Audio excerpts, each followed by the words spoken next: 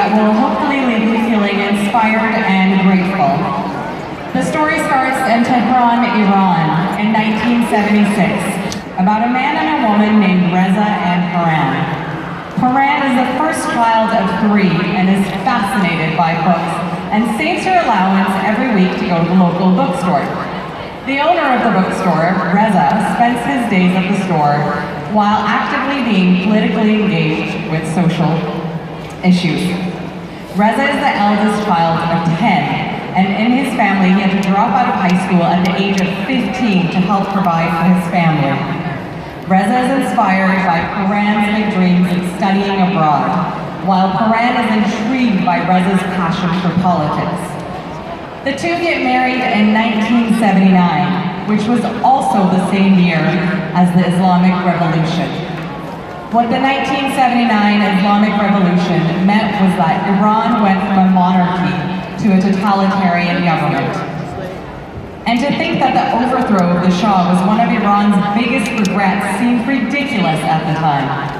Despite the unknown, revolutions were underway, and people felt hopeful for change and democracy. The air of hope and freedom was nipped in the bud after Ayatollah Khomeini came in and returned to Iran. The feeling of agony, fear, and sadness was shared by many when the trusted Khomeini became an overnight enemy to freedom rights of the reformist generations. Shortly after the revolution, the Iran-Iraq War started and was killing thousands by the day. Daily bombs and missiles evolved into daily curfews and public announcements demanding the public to stay inside. This was not the Iran anyone knew. Hopeful Iranians waited patiently and anxiously while some left their lives to begin a new life in exile. Nothing was for sure, but Iran was and still is a proud country that wanted to believe in the possibility of change. In 1982, Paran and Reza had their first child, a baby boy, Farham. Paran's dreams of continuing her post-secondary education had been shattered with the war taking front and center. Since universities were shut down, Paran applied for her student visa in Germany. And soon after, the two moved to Germany to start school. After 2 years in Germany, it was time for them to return home, really believing that the war was going to come to an end. It was 1986. And it had been 6 years since the war began. Sure enough, the war had to come to an end. What they didn't realize is that the war was still going strong, and home was no longer safe. Home was no longer home. Upon their return, they learned that they're expecting their second child. They purchased an apartment, they set up the nursery, all the steps you take to set up for your baby. Meanwhile, Reza was still running his bookstore, even though he was warned by many to shut down his operations as the situation of the war was at its worst. The bookstore symbolized Western ideas, freedom, knowledge, all the things that mobilized and educated the people, and also all the things that the Islamic Republic were against. On a cold winter day in 1986, Reza left for work to go meet a friend for lunch. What was supposed to be a really short lunch turned into a 2-hour lunch. When Reza returned to the bookstore that afternoon, he saw the bookstore receptionist tied up, blindfolded, with duct tape over her mouth. His colleagues all in a panic. They just left Reza 5 minutes ago. You have to get out of here. Within 5 minutes after calming down his colleagues, Reza learned that the government officials were in the store with picture in hand looking for him. Despite the absolute disaster the officials left behind, Reza knew this was his one and only warning he would receive before his life was put in real danger. Reza gathered himself and fled the bookstore in a hurry, and that day changed the direction of their lives. Knowing that they were after him, Reza knew this was only a matter of time before the government would show up and torture his family. With a baby on the way and a 4-year-old by their side, he knew he had a very small window of opportunity to execute. No amount of love for his country and family he was about to leave behind could justify the danger he would be in if he stayed. Paran, 6 months pregnant, in complete shock and disbelief, had to quickly start selling everything they once owned. Not knowing where their future would take them was unnerving, but there was no time to process any of this. Sweden was the choice of country to flee to as they were accepting refugees. The goodbyes were heart-wrenching and never ended. Paran had no sense of what was happening. She was in survival mode and knew she had to swallow all her rage and sadness for the sake of her family. Paran boarded that plane with Parham in one hand, a purse in the other hand, and of course, a 6-month-old fetus growing inside of her. Paran had no idea where this plane would take her, and what she was supposed to do or be when she arrived. In a moment's flash, her whole life was turned upside down. She arrived in Stockholm, not speaking the language, not having money, not having ID. She was here to start fresh whether she wanted to or not. The police officers at the airport assisted her and her son and got registered. After a few hours of waiting at the airport, she was granted asylum in Sweden along with a train ticket, some cash, and information about her new home. She took an 8-hour train ride to a town called Sundsvall, where she was provided housing at a refugee camp, along with other refugees. Everyone had a story, everyone had a struggle, but she was trying to digest her own. 2 months later, in March of 1997, Paran gave birth to a baby girl. Depressed as ever, no friends, no family, no idea what the future held. She looked into her daughter's eyes and knew she had to stay strong. Meanwhile, Reza had to be very careful with how he exited the country. Reza knew he had to get out now before his family got involved. One late night, at 4 a.m., Reza arrived at his parents' house where most of his siblings lived. He went there to hug them, to say goodbye, but couldn't clarify why he was there. He lied and said he would be back in 6 months. Reza hid in Paran's father's basement for some time without anyone knowing.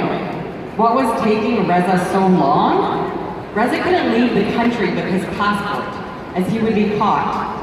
So when the time was right, Reza took a bus to Turkey. Road borders were slower to receive the blacklist, and his insiders had confirmed that he was clear to take the road route. He arrived in Turkey and stayed in a basement of a house for 2 to 3 weeks, where many others in transit were staying. After a couple of weeks in Turkey, Reza received the green light, also known as his fake passport, that would be his ticket out.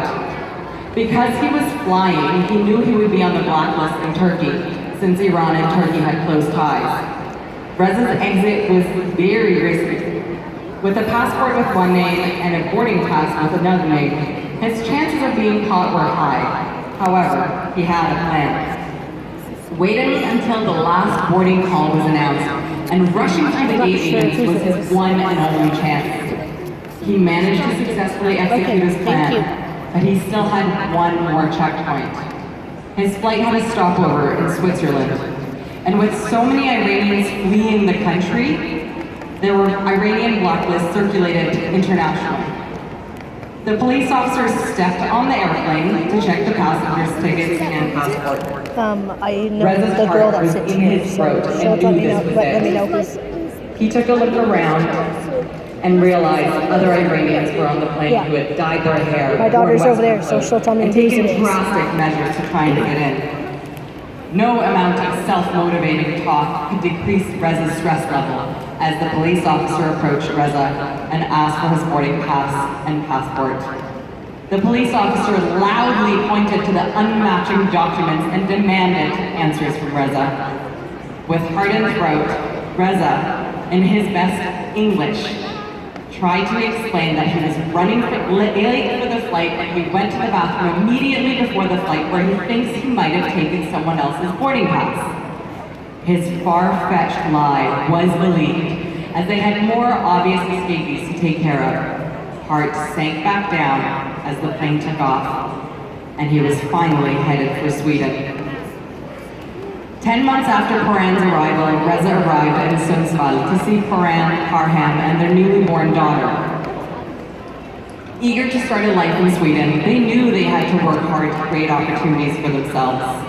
The refugee camp served them well and welcomed them into Swedish society, but after about 2 years of government assistance, it was time for Reza and Paran to move on. They moved down to the capital of Sweden, Stockholm. But by this time, both Paran and Reza knew that the worst was over. The realization that this is life felt more and more real as the days passed. The Iran-Iraq War lasted 8 years and killed 1 million lives, leaving the whole nation in absolute devastation and trauma. The memories of war, accompanied by the Iran they once knew, seemed so strange and hard to take in. They hadn't asked for this life, but they had so much to be grateful for now that they were back together again in a country that respected their basic rights and freedoms. Reza took his first job as a janitor at McDonald's. Paran and the kids would visit Reza, but not having much money, they would buy one small fries just to be able to sit there and see Reza. Paran eventually pursued her Bachelor's of Social Work at the University of Stockholm, and Reza left McDonald's to start his own business, his own restaurant business, one that he owned and successfully grew for the following 15 years. And after about 12 years in Sweden, Reza and Paran were compelled to leave Sweden and immigrate to Canada. Woo! They had heard Canada was a flourishing country that was accepting immigrants. They immigrated to Vancouver in the summer of 1997. Again, life was starting from scratch, but this time it was by their own will. This time, they chose where they wanted to live and raise their children. This was their chosen life. Fast forward about 20 years, and Paran is working as a clinical counselor, running her own non-for-profit organization, serving Farsi-speaking communities, and many of her clients are refugees and immigrants from Iran. Woo! Yes. In 2014, the city of West Vancouver awarded Paran for her outstanding work in the community. And let me tell you, that was a full circle moment. Reza is an entrepreneur who has explored various business ventures such as restaurants, real estate, grocery stores, and import-export trade. They are both amazing people, and I have the fortune of calling them my parents. Yes. The one that was born in the small town of Sundsvall at the refugee camp. As their daughter, I have learned to never ever take my freedoms for granted. I know very well that I could have had a very, very different life. But thank you, Sweden, for accepting my family when we arrived with nothing but home. And thank you, Canada, for letting us move here. If one person's life can be changed through a refugee crisis, the world is a better place for it. We have the opportunity to make the difference. No life is more important than another, and we all have a human responsibility to first and foremost help each other. So please, be nice, be understanding, be humble, and know that everyone has a story. Thank you for listening to my story.